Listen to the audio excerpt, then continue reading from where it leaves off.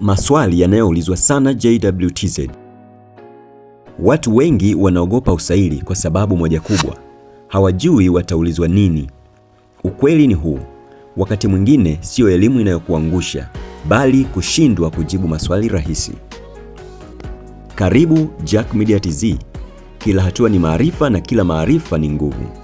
Leo nitakuonesha baadhi ya maswali ambayo huulizwa mara nyingi kwenye usaili wa JWTZ na kwa nini yanaulizwa.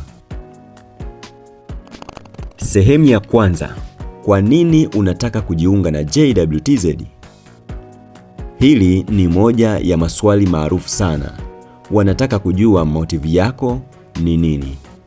Je, umefuata watu? Unatafuta kazi? Au unaelewa maana ya kulitumikia taifa? Wakati mwingine jibu lako linaweza kuonesha maturity yako kuliko hata vyeti vyako.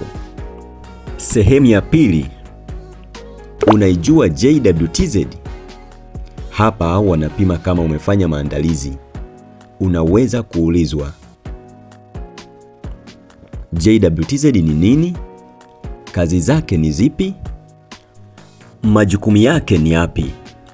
Si lazima utoe lecture ndefu, lakini wanataka kuona una uelewa wa msingi.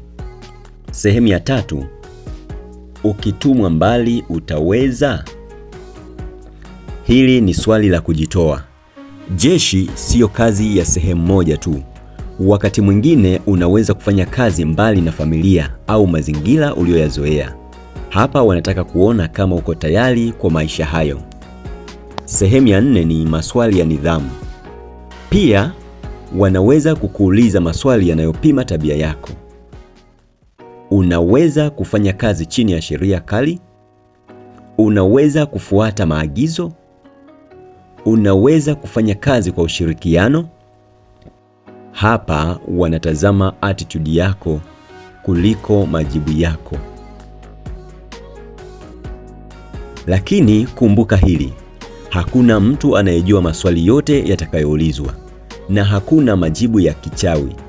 Kinachosaidia ni utulivu, kujiamini na kusema ukweli kwa heshima. Kama unasubiri usaili wa JWTZ, usikaze kutafuta kukariri kila kitu. Jiandae kuelewa, sio kuigiza.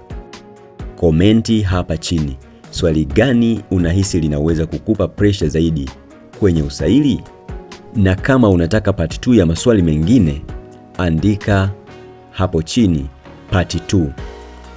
Like, subscribe, kwa sababu kila hatua ni maarifa na kila maarifa ni nguvu.